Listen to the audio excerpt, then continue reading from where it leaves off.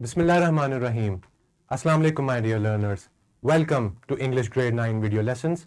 I'm your instructor Zia Hamid. How are you? I hope that you're enjoying good health and having a good time. We are going to deal with unit number 1 titled Treaty of Hudaybiyah. In this unit, we will be seeing the competency of reading and critical thinking. And this will be our lecture number 6. So let's move forward by reading the SLO. It says, read and use inference and deduction to recognize implicit meaning. For example, look for supporting details within a paragraph or a text using prior knowledge and contextual cues effectively.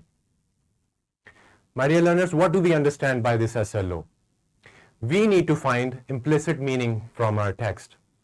And in order to do that, we will be using the techniques of inference and deduction. And in this whole process, we will be taking help from things like supporting details, context clues, or prior knowledge, as mentioned here.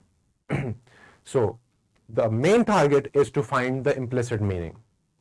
Students, if you remember from the previous grade, you have already dealt with a similar kind of SLO in which you drew conclusions from textual information, writer's viewpoint, and implied information. So this will be very easy, and let's take this to the next level. My dear learners, you make inferences, guesses in your daily life all the time. Whether you're reading something, you're watching a movie, a series, drama, or you're reading anything, you are continuously making guesses, and you're collecting evidences and reaching conclusions. Similarly, let's take an example from a verse from the Holy Quran, Surah Imran, verse 190. In this verse, Allah asked us, and specifically, He wanted us to believe in Him through evidences. Let's see what He has to say. Indeed, in the creation of the heavens and the earth, and the alternation of the night and the day are signs for those who understand. Even Allah is saying that we should be very critical about things. We should see some things and understand and collect evidences, as many as we can, and then draw a conclusion. So this is a very beautiful ayah from the Quran to understand that how much important is finding implicit meanings through inferences and deduction. Now, let's do an interesting pre-reading. In this, you can see a picture, local park closed due to recent activity. What do you guess from this, my dear curious learners? Why is the park closed? It is closed to a recent activity. What is it? Can you make guesses? I know that you will be making hundreds of guesses. So share it with your friends, your class fellows, and reach different conclusions. Let's think. Let me take you to a scenario. You're visiting a park with your friend, this park, and you're finding that there's this sign. So you will be inquiring from the people, from the guard, from your friend beside you, and you will have plethora of things to say. So this is how you reach a conclusion that the park is closed. Now, let's storm your brain. Now that we know that in order to find implicit meaning, we need to go for inferences and deduction. Here is the picture. Let's read this line. The room was filled with a heavy silence, broken only by the ticking of the clock and the occasional sigh. What do you guess from this? Maybe there's somebody's tensed and worried. Maybe somebody's crying there. The final conclusion is, the deduction is that there's someone in the room and the room is filled with sighs. There can be many interpretations. All right? Let's move forward. So what do you guess or infer from these pictures? Here's a boy making faces because, Maybe he doesn't like his food, he doesn't like vegetables, he's been scolded, and this girl here sitting in the car all dressed up, sobbing. So what do you conclude from these pictures? There may be hundred of inferences that we make, and finally we will reach the conclusion that something is bothering these two. Now let's move forward. Let's see what is inference and deduction, followed by an example. Inference is basically process of drawing a possible conclusion about something not directly stated in a text. It involves analyzing clues, suggestions, and context within the text and combining them with your own knowledge and experience. And deduction is the process of reaching a definite conclusion based on specific evidence provided directly within a text. It's like following a clear logical path where the evidence leaves no room for other interpretations. Let's understand by reading an example. Here we have an example. The police finds a body with a knife sticking out of it. So what do we infer? We infer that someone didn't like that person. This is our inference.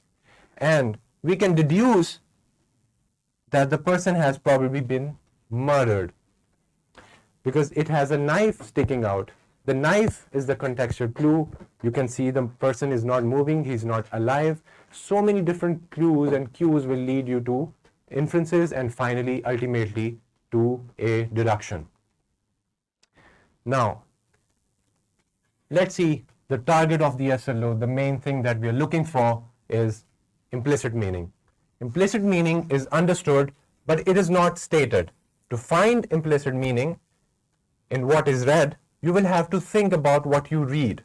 Look for clues as you read. Implicit meaning is not written, but the idea is there. Implicit meaning is using what is read to make an inference. So, in order to find this implicit meaning, we will have to do inference. And in order to make successful inferences, we will identify clues, use prior knowledge, identify character actions and feelings, make logical predictions using evidence, analyze dialogue, interpret symbolism, consider the text type, ask questions, and finally revise inferences accordingly throughout the reading. By using this list, you can find as many evidences in your inference process. Now, here are some template questions. By reading the questions and prompts, you will be able to do inference. You will be able to infer so many things effectively. My dear learners, inference and deduction can be done through using these three things. Let's get started with these. Contextual clues, we have prior knowledge, and supporting details. You can use all three at once or at least once to make a successful inference. Now, let's deal with contextual clues first. Context clues are pieces of information from the text that help us figure out the meaning of unfamiliar words. Okay, let's deal with supporting details.